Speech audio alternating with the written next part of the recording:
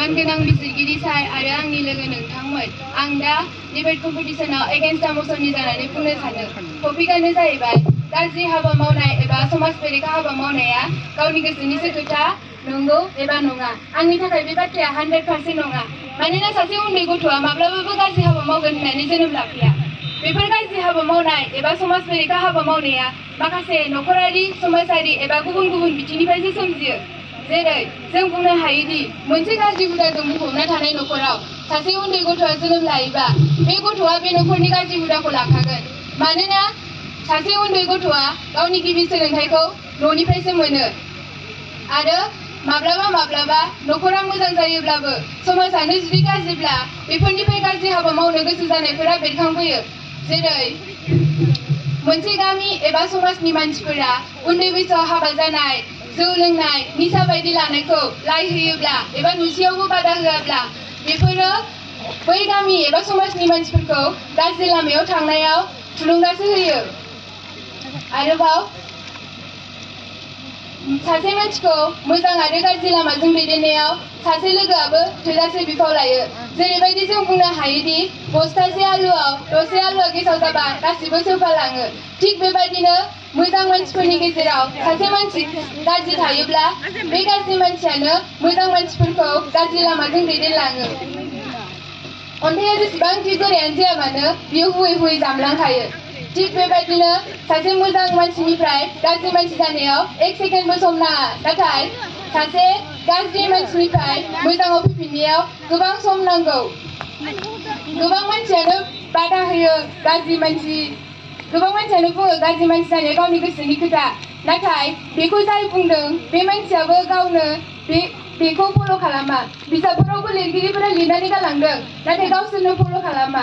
मानो होनोबा बिजाबनि लिरनाय गासिबो मानसियानो फल' खालामजोबोमोनब्ला दिनै जोंनि बुहुमा सैबोपुरिजोंबो समान जागौमोन। बेनिखायनो जों बुंनो हायोदि सासे गाज्रि एबा समाज बेरेखा मानसि जानाया गावनि गोसोनि खोथा नङा। बियो बै जेराव थानानै देरबोदों, जायजों लोगो जादों, बेनि थासारिनि सायावसो सोनारो। बेनिखायनो बेफोरबायदि गाज्रि हाबा मावनाय एबा समाज बेरेखा हाबा मावनायखौ फोजोबनायाव जों बबेबा मोनसे आफाद एबा सोरबा सासेनि सायावल' सोनारनानै थाब्लाल'थ' जानाय नङाना। जों बयबो बेखौ फोसाबनो एबा फोजोबनो थाखाय ओंखारबोयोब्लासो जों फैबाय थानाय इयुन जोलैखौ मोजां लामाजों दैदेननो हानायजों लोगोसे फैबाय थानाय इयुन जोलैखौ मोजां खालामनो हागोन होननानै आं सानो। आरो बेखिनिखौनो बुंनानै आं आंनि बुंनायखौ एसेबां फोजोबबाय। गोजोन्थों। जोबोद साबायखर। दानिया फैगोन मिस दाजोन बरगयारि जोंमा बर' फरायसालि। बिथाङा बावैसो बुंलांदों दि आलु दरसेया सेवोब्ला बस्थासे आलुआव थानाय सेवनायाव गासिबो आलुआनो सेवदों। बेथ' जाहैबाय मोनसे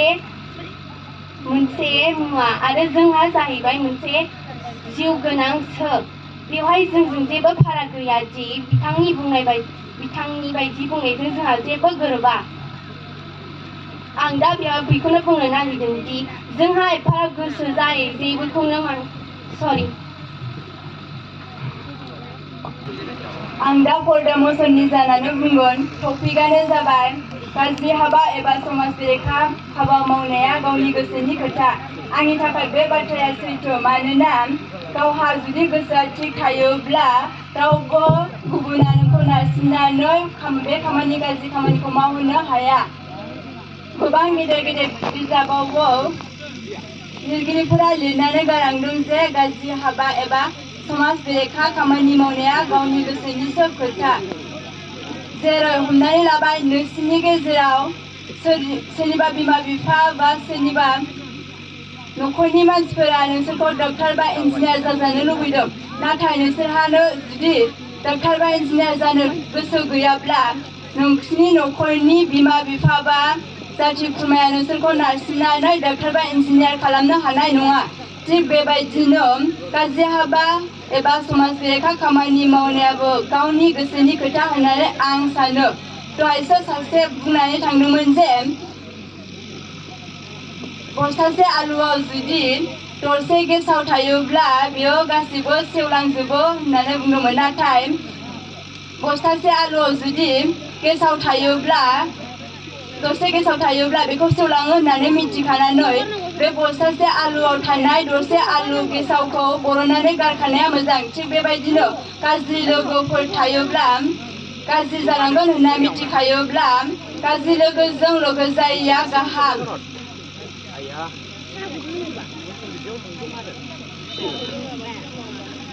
बिजाबावबो लिरनाय दङ जे सुबुंनि जिउनि बयनिख्रुइ गोनां इसारायानो जादों गोसो जानाय।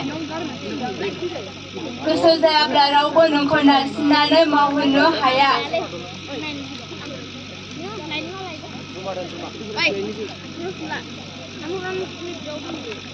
दहाय बिथाङा बुंनानै थांदोंमोन जे अन्थाइखौ हुबाय थायोब्ला बेयो सानसेबाबो जामलाङो। नाथाय बिसोरनि गेजेराव अन्थाइखौ हुबाय थायोबा जामलाङो होननानै मिथिखानानै अन्थाइखौ हुयैया गाहाम।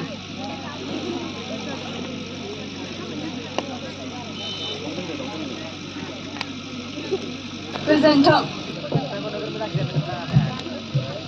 खुलुमबाय। आं दा फदा मसननि जानानै बुंगोन। आयदायानो जाहैबाय गाज्रि हाबा मावनाय एबा समाजनि बेरेखा हाबा मावनाया गावनि गोसोनिसो खोथा। मानो गोसोनि खोथा नङा जानो? जाय मानसिया गोसो जाबासो खामानिखौ मावनो हायो। गोसो गैयाबा नों मालाय लेखाखौ फरायनो हागोन? हाजारखि फोरोंगिरिया फोरों नोंखौ, गोसो गैयै मानसिखौ रावखौबो फोरोंनो हाया। आरो समाजाबो नायहर, सामफ्रामबो खोनायो जों, सामफ्रामबो नुयो जों। दानि जुगाव मबाइलनि जुग, अखानायबानो खोनायो जों, अखानायबानो नुयो जों। बड'लेण्ड बुब्लि, बड'लेण्ड रादाबाव हिनजाव लालाय गारलाय खारनायनि खोथा आरो गाव गावबागावखौ भाइराल खालामनानै लानाय गाज्रि फटकफोर। बेफोर मा गाव गावबाजों गोसो जानाय खोथा नङा नामा? बेफोरखौ मा बिमा बिफाया फोरोङो नामा? बेफोरखौ मा फोरोंगिरिया फोरोङो नामा? बेफोर गासैबो गाव गावबागाव गोसोजों जानायसो खोथा। आरो मा नायहर साननानै गाव गावबागाव गोसो जानानै फरायाबा नों मारै फरायगोन?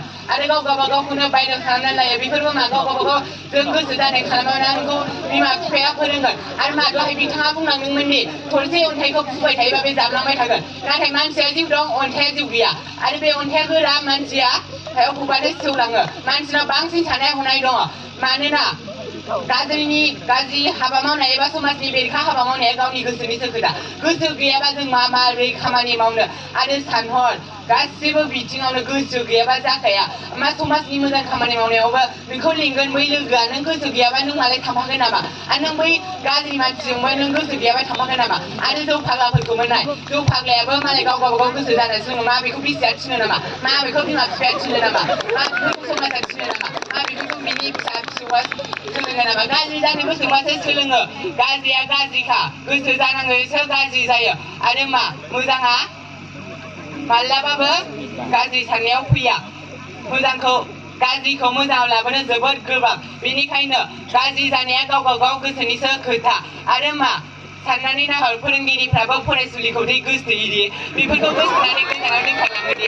आरो मा बे गोसोनानै लांनाया मा प्रिन्सिपालानो थिनो नामा? ना फोरोंना आसरगिरियानो थिनो नामा? मास्टारानो बेखौ मा मास्टारजों फरायसुलिजों दोनखारलाङाबा, गोसो जानानै दोनखारलाङाबा बेखौ बिमा बिफाया थिनगोन। बिदि खालाम, बिमा बिफाया फरायसालियाव फोरोंनो थिनहरो फरायसाखौ, फिसाखौ। मा फिसाया फरायफैगोन, बे मास्टारा फोरोंगिरिया फोरोंगोन। मा बे स्टुडेन्टआ गोसो गैयाबा बे फरायनो हागोन नामा? फोरोंगिरिया हाजारखि फोरों, स्टुडेन्टआ गोसो गैयाबा बेखौ फोरोंनो हाया। आरो मा बे लानानै खारनायफोराबो मा बिमा बिफाया फोरोङो नामा? ओरै खार, दिनां नोंनि हिनजावा गाज्रि जाबा नोंखौ एसे रायबा नों ओरैबायदि खारलां, नों आरो गुबुन हिनजाव लानानै खार। आरो नोंनि हिनजावनि बिमा बिफायाबो थिनो नामा? नोंनि बे हिनजाव गोदाननि बिमा बिफाया थिनो नामा? खारग्रानि हिनजावनि बिमा बिफाया दिनां नोंनि फिसाया गाज्रि जाबा, नोंनि न'खराव एसे बेले बेजे नोंखौ रायोबा, नों सोरबा फिसाय गोदान लानानै खारलां, होमबा नोंनि संसारा सान्ति जागोन। बेफोरखौ मा बिमा बिफाया फोरोङो नामा? आरो साननानै नायहर, गुबुन गुबुन बिथिङाव हिनजावफोरा जेरावबो थाङा, प्रग्रामफ्रावबो माबाफ्रावबो फरायसालियावबो बर'निया दख'ना गानो। नाथाय मा हौवाफ्राथ' लंपेन्टसो गानो। जानानै बुंगोन। आयदायानो जादों गाज्रि हाबा मावनाय एबा समाजनि बेरेखा हाबा मावनाया गाव गावनि गोसोनि खोथा नङा। मानो नङा जानो? बेयाव मा समाज दं, हारि दं आरो न'खर दं। समाज होननानै बुङोब्ला जों बेखौनो बुजियोदि समाजा जोंनो गोबां नेमखान्थिफोर बानायनानै होयो। आरो समाजाव गोबां नेमखान्थिफोर दं जायखौ जों गोसो जाब्लानो सोलायनो हाया। आरो बे नेमखान्थि बायदिनो जों सोलिनांगौ जायो। बिथाङा दासो बुंलांनाय बाथ्राया गासिबो नंखाय मानो होनोब्ला बिथाङा जौ फाग्लानि बागै बुंदोंमोन जौ फाग्लाया मा गावनि गोसो जानानै जायाखैबो जानो हागौ बेयाव गोबां जाहोनबो थानो हागौ जे न'खरनि टेनसन बिसि फिसायनि टेनसन आरो सुबुंफोरजों नेवसिजानायनिबो टेनसन बुंनो थाङोब्ला गाज्रि खामानियानो समाजनि मोनसे गोहोम खोख्लैग्रा आखु जौ लोंनाया मा हमनानै लादो सासे सुबुङा बिनि गासिबो लोगोफ्रानो जौ लोङो ना बेदर जायो आरो बे सुबुङा जौ लोंनाय ना बेदर जानाय गासिखौबो सुखुवा नाथाय बिनि लोगोफ्रा जे जायो लोङो बियो लोगोफोरजों थाफाबाय थानानै सानसेबाबो लोगोफोरनि थिनायाव बियो लोंखानांगोन जाखानांगोन मानो होनोब्ला ओरैबायदि बाथ्रा दं जे सेहेरा अरनि खाथियाव थायोबा गलियो थिग बेबादिनो बे सुबुङा लोगोफोरनि फिदिंनायाव गलिनानै जौ लोंनांदों बेदर जानांदों जानो हागौ आरो उनावहाय जादावै लोंदावै बेबायदिनो उनावहाय बियो जौ फाग्ला जाहैनांसै आरो बिथाङा बुंबावदोंमोन दि जे फोरोंगिरिफ्रा दोनखारलायदों बे गाव गावनि गोसोनि खोथा नङा मानो होनोब्ला फोरोंगिरि मोजां मोनलायखाबायबा मा बिसोरो खारनायनि उफायाव जाखागोन मानो होनोब्ला बिसोरो साथ्रफोरखौ मा मोखां देखायगोन आरो गावसोर मा फोरोंनानै बुजायबावगोन आरो बिथाङा बुंबावदोंमोन दि जे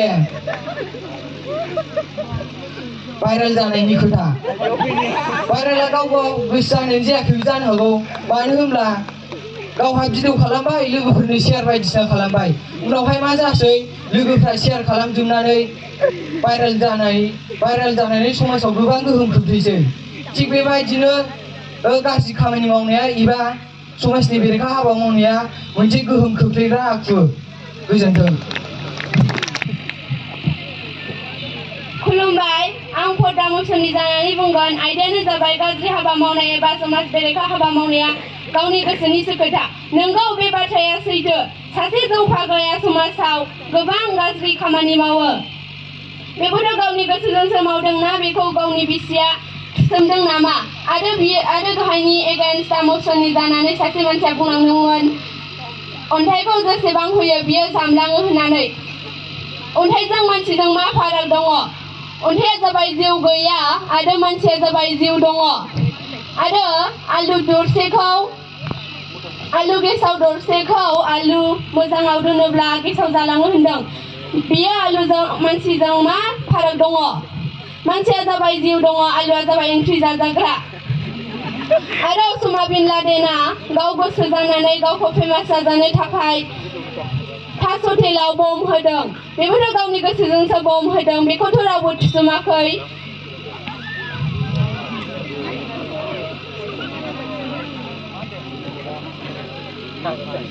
आरो बियो भाइरेल खालामनायनि बाथ्रा बुंदों बेबोथ' गाव गोसो जानानैसो भाइरेल खालामनानै लादों ना बेखौ लोगोफ्रा थुसोमदों नामा भाइरेल खालाम गाज्रि हाबा माव होननानै बेबोथ' गावनि गोसोजोंसो मावदों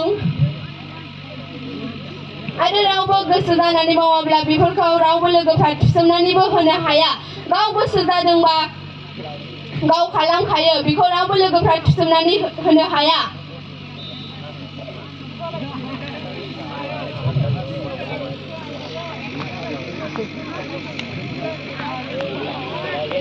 आरो जों समाज बेरेखा हाबा मावनाया गावनि गोसोनिसो खोथा